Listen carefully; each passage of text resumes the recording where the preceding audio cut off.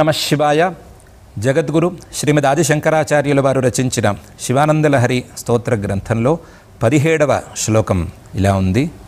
ఫలాద్వా పుణ్యానాం మయి కరుణయా వా త్వయి విభో ప్రసన్నేపి స్వామిన్ భవదమల పాదాబ్జయుగళం కథం పశ్యేయం మాం స్థగయతి నమః సంభ్రమజుషాం నిలింపానాం శ్రేణిర్నిజకనకమాణిక్యమకుటైః అని. ఈ శ్లోకంలో ఆచార్యుల వారు ఒక భక్తుడు పరమేశ్వరుణ్ణి ధ్యానించి పరమేశ్వరుణ్ణి సందర్శించేటువంటి స్థాయికి వెళ్ళాడు. ఆ వెళ్ళినటువంటి భక్తుడికి అక్కడ ఉండేటువంటి పరిస్థితి ఎలా గోచరిస్తోంది, ఆ భక్తుడి యొక్క మానసిక స్థితి ఎలా ఉంది అనే విషయాన్ని చక్కగా భక్తిపరంగా వివరిస్తున్నారు. ఫలాద్వా పుణ్యానాం, నేను చేసుకున్నటువంటి సత్కర్మలకు ఫలితం అన్నట్లుగా సత్కర్మలకు ఫలితంగా కానీ మయి కరుణయావా, నీకు నాయందు ఉండేటువంటి దయతో కానీ త్వయి విభో ప్రసన్నేపి, నువ్వు నాయందు ప్రసన్నుడివిగా ఉన్నావు, నాయందు అనుగ్రహ దృష్టిని చూపిస్తున్నావు.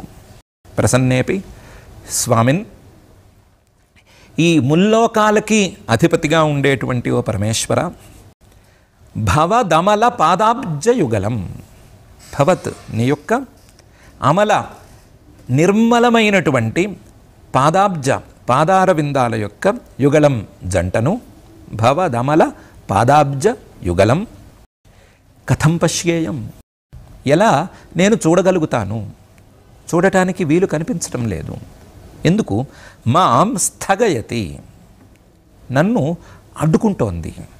ఏం అడ్డుకుంటోంది అంటే నమస్సంభ్రమజుషాం నిలింపానాం శ్రేణి, నమస్కారం చేయాలి అనేటువంటి సంభ్రమంతో, నమస్కారం చేయాలి అనేటువంటి ఉత్సాహంతో వస్తున్నటువంటి దేవతల యొక్క శ్రేణి, దేవతల యొక్క గుంపు మాం స్థగయతి, అడ్డుకుంటోంది.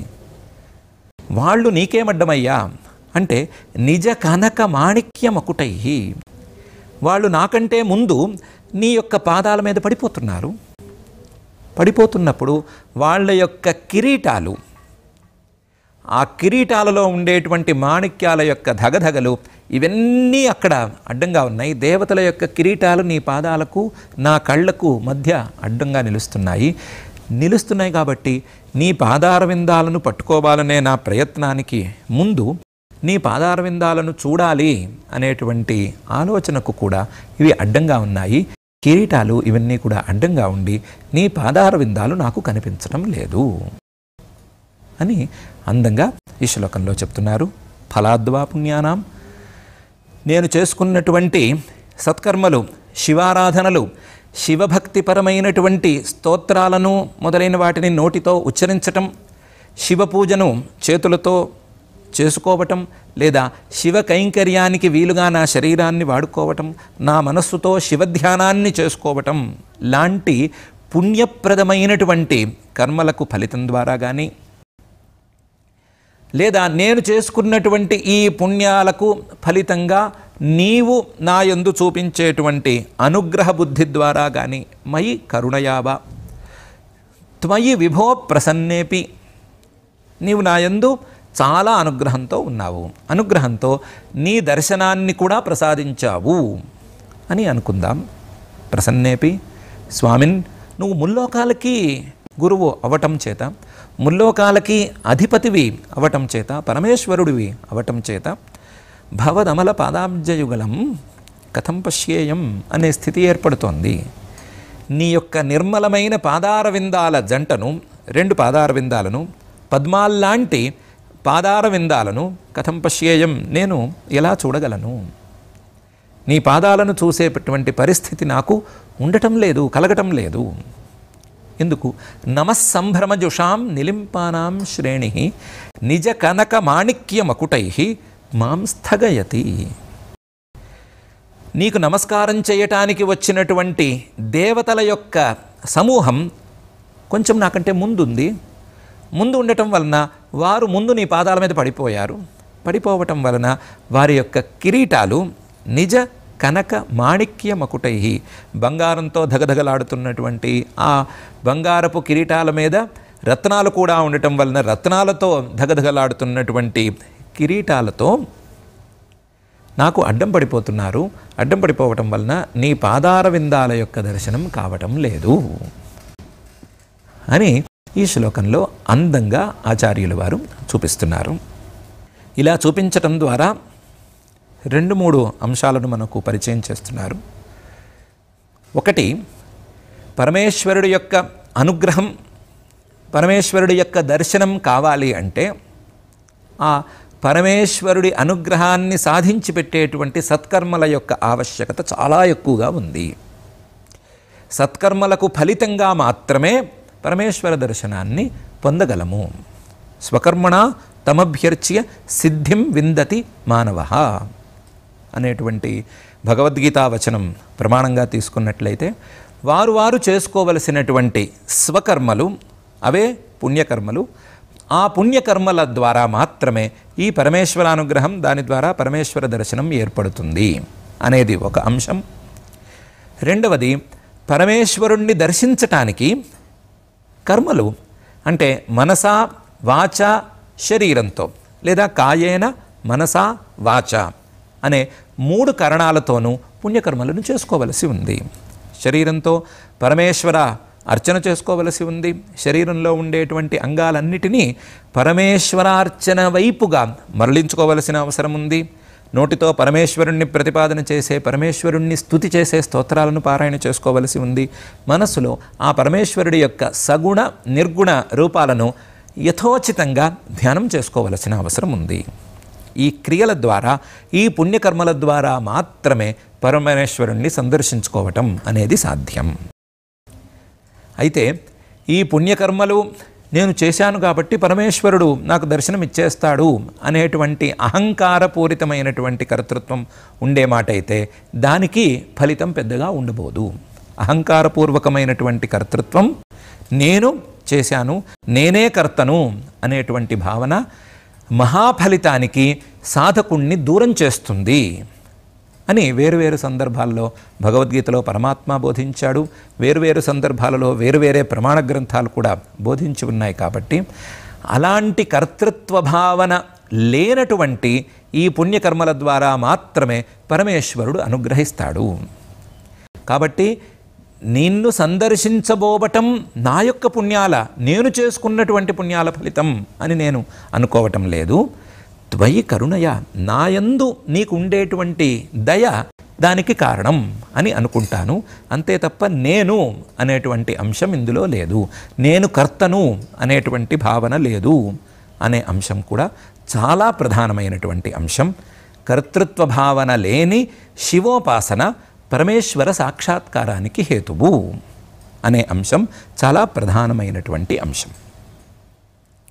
ఇటువంటి అంశంతో పరమేశ్వరుడి యొక్క సాక్షాత్కారాన్ని పొందినటువంటి వాడు పరమేశ్వరుణ్ణి ఏ విధంగా చూడాలి, పరమేశ్వరుణ్ణి ఏ విధంగా అర్థం చేసుకోవాలి అనే అంశాన్ని బోధించడానికి మిగతా ఒక అందమైన కావ్యకల్పన. పరమేశ్వరుడి యొక్క పాదారవిందాలు కనిపించటం లేదు. దానికి కారణంగా పరమేశ్వరుడి యొక్క పాదాల మీద పడ్డటువంటి దేవతల యొక్క కిరీటాలు అడ్డంగా నిలుస్తున్నాయి. ఆ కిరీటాల్లో ఉండేటువంటి బంగారం యొక్క ధగధగలు, అందులో ఉండేటువంటి రత్నాల యొక్క మెరుపులు, ఇవన్నీ నా కళ్ళకు జిగజిగేలమంటూ అడ్డం తగులుతున్నాయి. అసలు కిరీటాలే అడ్డంగా ఉన్నాయి. కాబట్టి నీ పాదార విందాలు నాకు కనిపించడం లేదు అనేటువంటిది ఒక కల్పన. అయితే ఈ కల్పన యొక్క ముఖ్యోద్దేశం పరమేశ్వరుడు కేవలం ఒంటరిగా లేడు. పరమేశ్వరుడి చుట్టూ దేవతలందరూ ఉన్నారు. పరమేశ్వరుడు సర్వదేవతామయ స్వరూపుడు.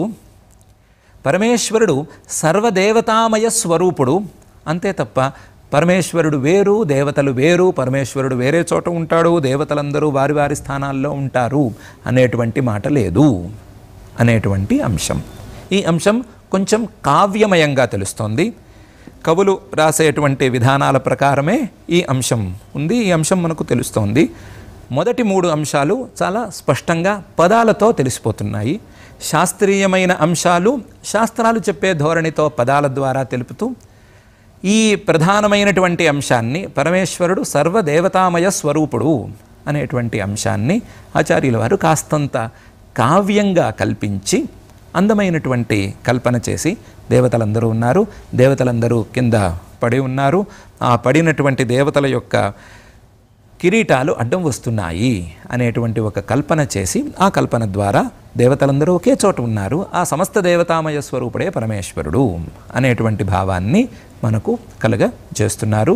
చేస్తూ ఫలాద్వా పుణ్యానాం మయి కరుణయావా త్వయి విభో ప్రసన్నేపి స్వామిన్ భవదమల పాదాబ్జయుగలం కథం పశ్యేయం మాం స్థగయతి నమస్సంభ్రమజుషాం నిలింపానాం శ్రేణి నిజ కనక మాణిక్య మకుటై అని అంటున్నారు.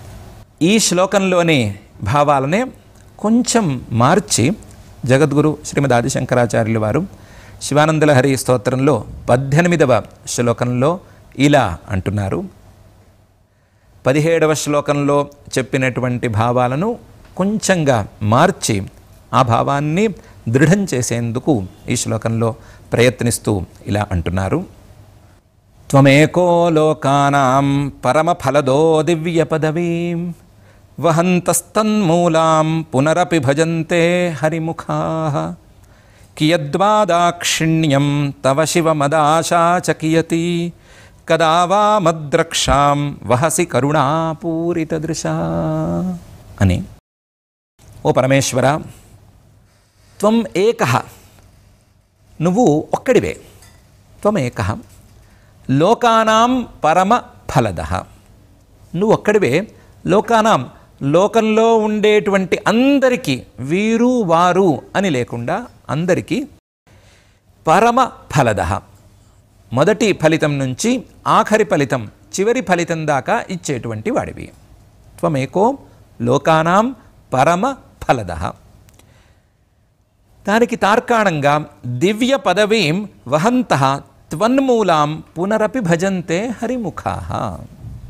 హరిముఖాః, హరి బ్రహ్మ మొదలైనటువంటి దేవతలు దివ్య పదవీం, దివ్యమైనటువంటి సామాన్యమైన మానవులకు అందనటువంటి పదవీం, వారి వారి స్థానాన్ని పొంది వహంతః, ఆయా స్థానాలను అలంకరిస్తూ ఆయా స్థానాలను పొంది వాటిని భరిస్తూ త్వన్మూలాం పునరపి భజంతే హరిముఖాః.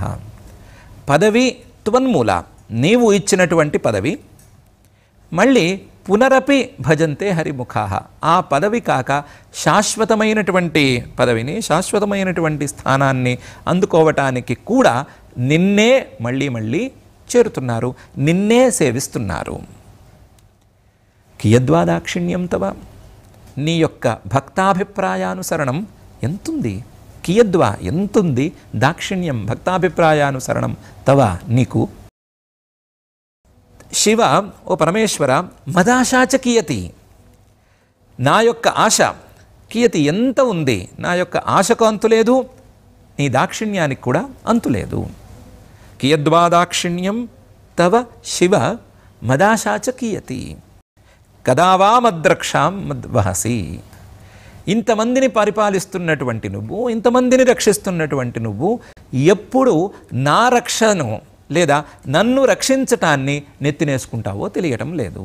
కదావా మద్రక్షాం వహసి కరుణాపూరిత దృశ, కరుణతో నిండినటువంటి కరుణాపూరిత దృశ, నీ యొక్క దృక్కుల చేత, నీ యొక్క చూపుల చేత, నీ యొక్క కటాక్షాల చేత నా యొక్క రక్షణ బాధ్యతను నువ్వు ఎప్పటికీ తీసుకుంటావో కదా అని ఈ శ్లోకంలో ఆచార్యుల వారు అంటున్నారు.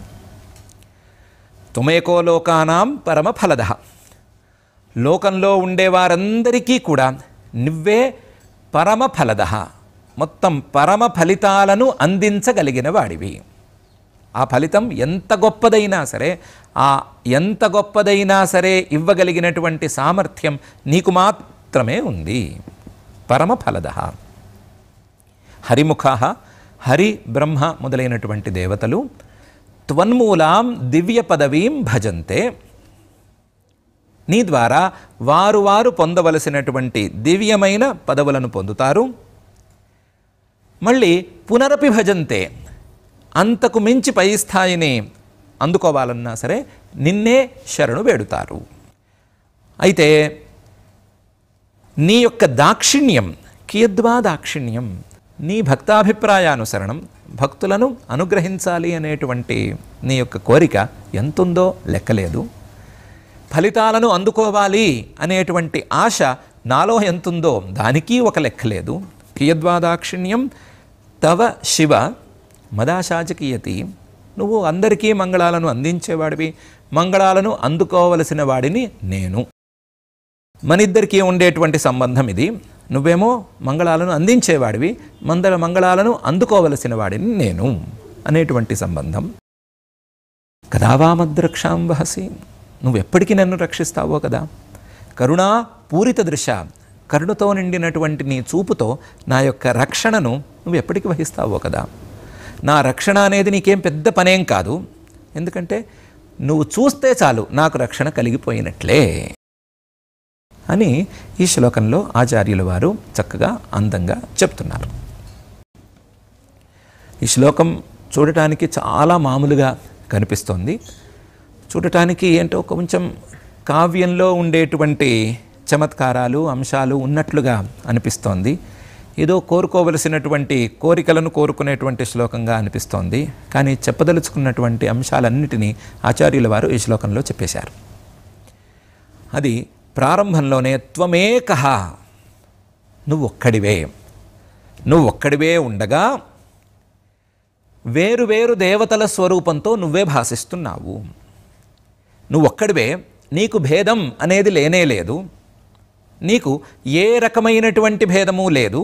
కానీ నువ్వు వేరువేరుగా ఉన్నట్లుగా అనిపిస్తోంది. త్వం ఏకః, నువ్వు ఒక్కడివే అనేటువంటిది చాలా ప్రధానమైన అంశం. నువ్వు ఒక్కడివే కాబట్టే, నువ్వు ఒక్కడివే పరమేశ్వరుడివి కాబట్టే నువ్వు లోకానాం పరమఫలదః. పరమేశ్వరుడు ఒక్కడే కదా, లోకాలన్నిటికీ, లోకాలలో ఉండేవారందరికీ, వారు ఎవరైనా మనుషులైనా దేవతలైనా ఎవరైనా సరే వారందరికీ పరమ ఫలితాలను ఇవ్వగలడు. పరమేశ్వరుడు ఒక్కడే పరమ ఫలితాలను ఇవ్వగలడు. కాబట్టి త్వమేకః పరమేశ్వరః త్వమేవ లోకానాం పరమఫలదః. అయితే నువ్వేం చేస్తున్నావంటే ఈ లోకాలను సంరక్షించేటువంటి పనిని విడగొట్టి చేసి చూపిస్తున్నావు.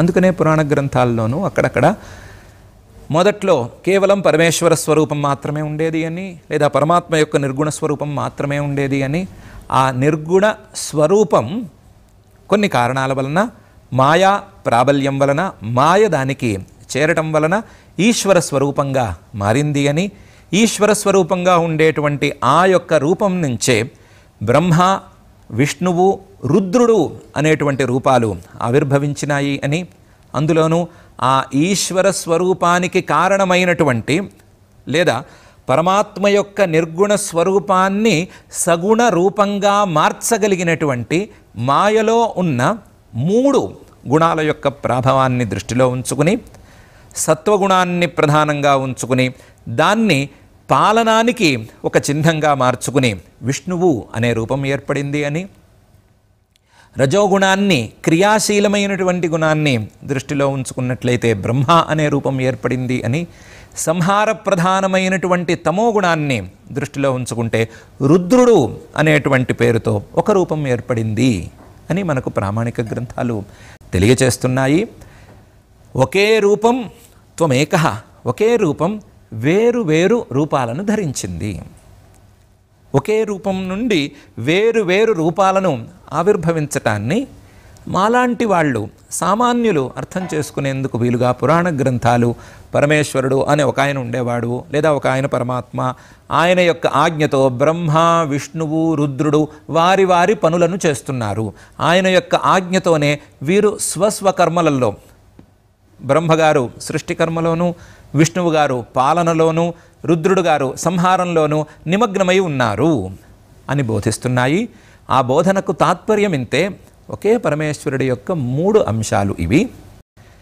ఆ 3 అంశాలకు కారణమైనటువంటి సత్వ రజస్తమో గుణాలను గనక తీసేసినట్లయితే ఒకే స్వరూపం మళ్ళీ మిగులుతుంది. వహంతస్త్వన్మూలాం పునరపి భజంతే, మళ్ళీ నీ యొక్క రూపాన్నే హరిముఖాః భజంతే, నీ యొక్క నిర్గుణ స్వరూపాన్నే, ఈ నీ నుంచి విడిగా వచ్చినట్లుగా కనిపించేటువంటి ఈ 3 రూపాలు మళ్ళీ పొందుతాయి అనే విషయాన్ని ఆచార్యులు వారు చాలా స్పష్టంగా తెలియజేస్తున్నారు. నువ్వొక్కడివే, నీ నుంచి వేరువేరు రూపాలు వచ్చినట్లుగా కనిపిస్తున్నాయి, మళ్ళీ ఆ రూపాలు నీలో కలిసిపోతున్నట్లుగా కనిపిస్తున్నాయి. ప్రాణులు చేసుకున్నటువంటి కర్మలకు ఫలితాలను ఇవ్వటానికి నీవు చేసేటువంటి ఈ సృష్టి ప్రయత్నం చాలా చాలా విచిత్రంగా ఉంది. దాన్ని చూస్తే కియద్వా దాక్షిణ్యం అని అనిపిస్తోంది. ఈ దాక్షిణ్యం నేను చేసినటువంటి, జీవుడిగా నేను చేసినటువంటి కర్మలకు ఫలితాలను ఇచ్చేటువంటి అభిప్రాయం నీకు ఎందుకు ఇలా కలిగింది అని ఆశ్చర్యంగా ఉంది. నేను ఇన్ని రకాల కర్మలను ఎందుకు చేసుకున్నాను, ఆ కర్మలకు మూలమైనటువంటి ఆశ ఎంత ఉంది అనే అభిప్రాయం కూడా కలుగుతోంది. ఆశ లేనిదే నేను కర్మ చేయలేదు, నేను కాదు, నాలాంటి వారు కాదు, అసంఖ్యాకంగా ఉండేటువంటి జీవులందరూ వారి వారి ఆశలతో, వారి వారి రాగద్వేషాలతో కర్మలను చేసుకున్నారు. ఆ రాగద్వేషాలకు లెక్కే లేకుండా ఉంది. వారు చేసుకున్నటువంటి కర్మలకు కూడా ఏమాత్రం గణన సరిపోవటం లేదు. కియద్వాదాక్షిణ్యం శివ తవ మదాశాచ కియతి, నా యొక్క ఆశ ఎంత ఉంది అని కూడా తేలటం లేదు. కదావా మద్రక్షాం వహసి కరుణా పూరిత దృశ, ఎప్పుడు నువ్వు నా యొక్క రక్షణ బాధ్యతను ఎత్తుకుంటావు. నా యొక్క రక్షణ బాధ్యత అంటే నేను ఆశలలో నిమగ్నమై ఉండటం, లేదా ప్రాపంచిక విషయాలలో కూరుకుపోయి ఉండటం అనే స్థితి నుంచి నన్ను ఉద్ధరించటం అనేటువంటి బాధ్యతను నువ్వు ఎప్పటికి తీసుకుంటావో, కరుణాపూరిత దృశ, నీ యొక్క కటాక్ష వ్యాపారంతో ఎప్పటికీ ఈ పని చేస్తావో కదా అనేటువంటి అంశము. పరమేశ్వరుడు ఒకడే, ఆయన యొక్క సృష్టి వైచిత్ర్యంలో భాగంగా 3 రూపాలు ఉద్భవించినాయి. ఆ 3 రూపాలు మళ్ళీ తిరిగి ఆ పరమేశ్వరుల్లో చేరిపోతాయి. చేరిపోవటంలో భాగంగానే పరమేశ్వరుడు ఏకంగా మళ్ళీ కనిపిస్తాడు. ఈ చేరటం, విడివిడిగా కనిపించటం అనేది కేవలం సృష్టి యొక్క వైచిత్ర్యాన్ని సంరక్షించుకోవటం కోసమే. ఆ సృష్టి యొక్క వైచిత్ర్యం ప్రాణులు చేసినటువంటి కర్మల ద్వారా వచ్చింది. ఆ ప్రాణులు చేసినటువంటి కర్మలకు మూలం ప్రాణులకు ఉండేటువంటి ఆశ. ఆ ఆశ పోవాలి అంటే పరమేశ్వర అనుగ్రహం అనేది తప్పనిసరి అనే కొత్త అంశాలను ఆచార్యులు వారు ఈ శ్లోకంలో బోధిస్తున్నారు.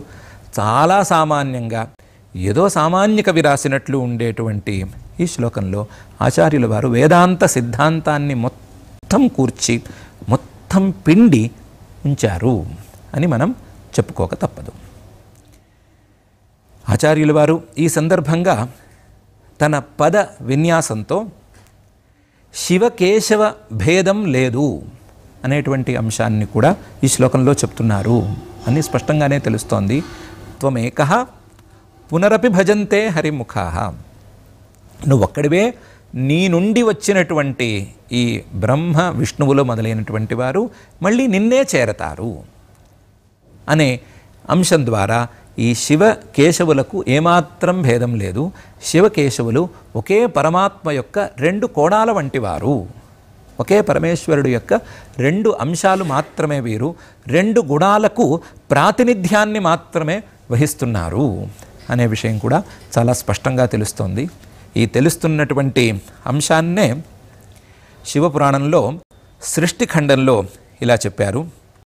రుద్రభక్తో నరోయస్తు తవ నిందాం కరిష్యతి తస్య పుణ్యంచ నిఖిలం ధృతం భస్మ భవిష్యతి నరకే పతనం తస్య త్వద్వేషాత్ పురుషోత్తమ మదాజ్ఞయా భవేద్విష్ణో సత్యం సత్యం న సంశయః అని. ఇది సాక్షాత్తుగా పరమేశ్వరుడి యొక్క వచనం. విష్ణువును ఉద్దేశించి విష్ణువుకు తన యొక్క కార్యాలలో ఒక భాగాన్ని అప్పగిస్తున్నట్లుగా వచ్చినటువంటి సందర్భంలో సాక్షాత్తు పరమేశ్వరుడే ఆడినటువంటి మాట. ఎవరైనా శివభక్తులము అని అనుకుని శివుడు వేరు విష్ణువు వేరు అనే నిర్ణయాన్ని తీసుకుని అకారణంగా అప్రమాణకంగా తీసుకుని ఆ నిర్ణయానికి తగ్గట్లుగా రుద్రభక్తో నరోయస్తు తవ నిందాం కరిష్యతి, మానవులకు సహజంగా ఉండేటువంటి ఒకవైపు ప్రేమ ఉంటే దానికి మరొక వైపు ద్వేషాన్ని చూపించాలి అనే అలవాటు ప్రకారం ఎవరైనా గనక నింద చేసినట్లయితే తవ నిందాం కరిష్యతి యది తస్య పుణ్యంచ నిఖిలం ధృతం భస్మ భవిష్యతి. వాడి యొక్క పుణ్యమంతా కూడా, అంతవరకు చేసుకున్నటువంటి పుణ్యమంతా కూడా భస్మైపోతుంది, ఏమాత్రం మిగలకుండా తయారైపోతుంది, వాడి పుణ్యాలన్నీ పోతాయి. నరకే పతనం తస్య త్వద్వేషాత్ పురుషోత్తమ. ఎవరైనా తాము శివభక్తులము అని అనుకుంటూ విష్ణుద్వేషాన్ని గనక ప్రదర్శించినట్లయితే వారు నరకాన పడతారు. విష్ణుద్వేషం శివభక్తులకు ఏమాత్రం పనికిరాదు. మదాజ్ఞయా భవేద్ విష్ణు సత్యం సత్యం న సంశయ. ఈ విషయంలో ఏ సంశయము అక్కర్లేదు, ఇది నా ఆజ్ఞ అని పరమేశ్వరుడు పలికాడు.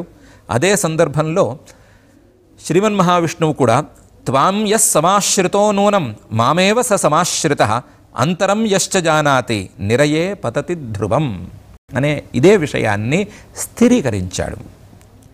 ఓ పరమేశ్వర, నిన్ను ఎవరైతే ఆశ్రయించారో, నీ యందు ఎవరైతే భక్తిగా ఉన్నారో వారు నాయందు అంటే విష్ణువు యందు భక్తిగా ఉన్నట్లే. త్వాం సమాశ్రితో యః సహ నూనం మామేవ సమాశ్రితః. నన్నే వాడు ఆశ్రయించి ఉన్నాడు. నిన్ను ఆశ్రయించాడు, నన్ను ఆశ్రయించలేదు అని రెండు మాటలు లేవు. నిన్ను ఆశ్రయిస్తే నన్ను ఆశ్రయించినట్లే. అంతరం యశ్చ జానాతి.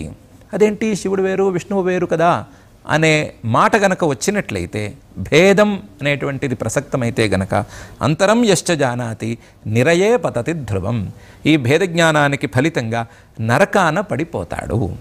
శివకేశవులకు భేదాన్ని చూడరాదు అని శ్రీమన్మహావిష్ణువే స్పష్టంగా చెప్పాడు. మమ భక్తశ్చ యస్వామిన్ తవ నిందాం కరిష్యతి తస్య వై నిరయేవాసం ప్రయచ్ఛ నియతం ధ్రువం అని కూడా అన్నాడు. నా భక్తుడుగా ఉండి, విష్ణు భక్తుడుగా ఉండి శివద్వేషంతో శివనిందని గనక చేసినట్లయితే వాడికి నరకాన్ని ఇవ్వు, ఈ విషయంలో నాకేం అభ్యంతరం లేదు అని శ్రీమన్మహావిష్ణువే అన్నాడు. త్వద్భక్తో యో భవేత్ స్వామిన్ మమ ప్రియతరో హితః ఏవం వై యో విజానాతి తస్య ముక్తిర్న దుర్లభ. నీ యందు భక్తితో ఎవరైనా ఉన్నట్లయితే నాకు వాడు ప్రియుడు. నాకు శ్రీమన్మహావిష్ణువుకు ఆ శివభక్తుడు అత్యంతం ప్రియుడు. ప్రియతరోహి సహా, నాకు ప్రియులందరిలో కల్లా కూడా శ్రేష్ఠుడు, ఎక్కువ ప్రియుడు అనే విషయాన్ని గమనించుకోవాలి. ఎందుకు ఇలా అంటే మనిద్దరికీ భేదం లేదు, అంతరం నాస్తి.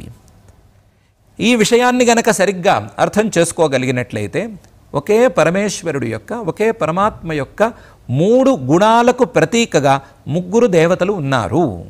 మాయాంతు ప్రకృతిం విద్యాత్ మాయినంతు మహేశ్వరం అనే శ్వేతాశ్వతరోపనిషత్తును తీసుకుని, మాయా అనేది ఈ జగత్తుకు మూల ప్రకృతి అయితే, ఆ మాయను కలిగినవాడు, మాయతో రూపాలను ధరించినవాడు, ఇంద్రో మాయాభి పురురూప ఈయతే అని చెప్పబడినవాడు పరమేశ్వరుడే అని తెలుసుకుని, ఆ పరమేశ్వరుడు యొక్క రూపాలు బ్రహ్మ విష్ణువు రుద్రుడు మొదలైనటువంటి రూపాలు, ఇంకా దిక్పాలకుల యొక్క రూపాలు, మిగతా దేవతల యొక్క రూపాలు, ఆయా జీవుల యొక్క రూపాలు అనే విషయాన్ని మెట్లు మెట్లుగా సోపానాలుగా ఎవరైతే తెలుసుకుంటారో, ఈ శివకేశవాభేదానికి మూలాన్ని ఎవరు అర్థం చేసుకుంటారో వారికి ముక్తి, మోక్షం అనేది కూడా దుర్లభం కాదు.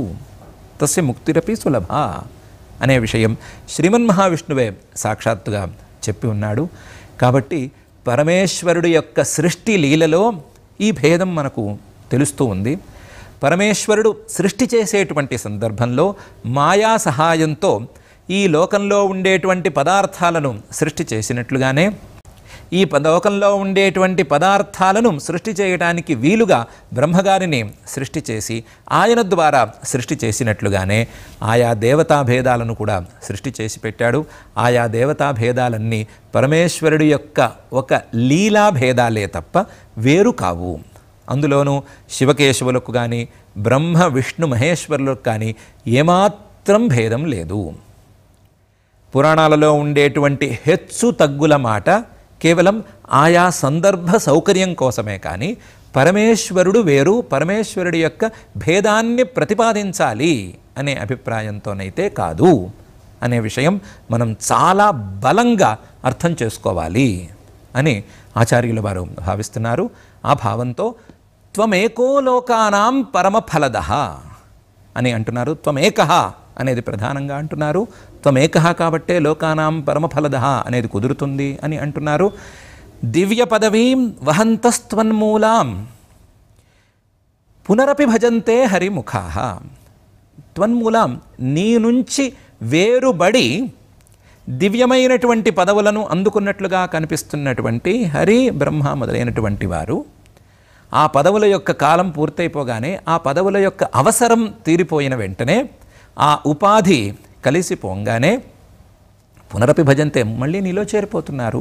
నీలో చేరిపోయి తమ అభేద స్థితిని చాటుకుంటున్నారు, లేదా నీ యొక్క అభేద స్థితిని నువ్వు చాటుతున్నావు. ఇవన్నీ ఎందుకు చేస్తున్నావు? ఒకే పరమాత్మ ఎందుకు ఇన్ని రకాలుగా నువ్వు భాషిస్తున్నావు? ఎందుకు ఇన్ని రకాలుగా నీవు భేదంతో తెలుస్తున్నావు? ఎందుకు ఇన్ని రకాల సృష్టులను నువ్వు చేస్తున్నావు అంటే, కియద్వా దాక్షిణ్యం తవ, నువ్వు ప్రపంచానికి మంగళాలను ఇచ్చేటువంటి ఉద్దేశంతో ప్రపంచంలో ఉండేటువంటి జీవులు వారు చేసుకున్నటువంటి కర్మలకు ఫలితాలను అందుకునేటువంటి దిశగా నీవు ఈ సృష్టిని చేస్తున్నావు.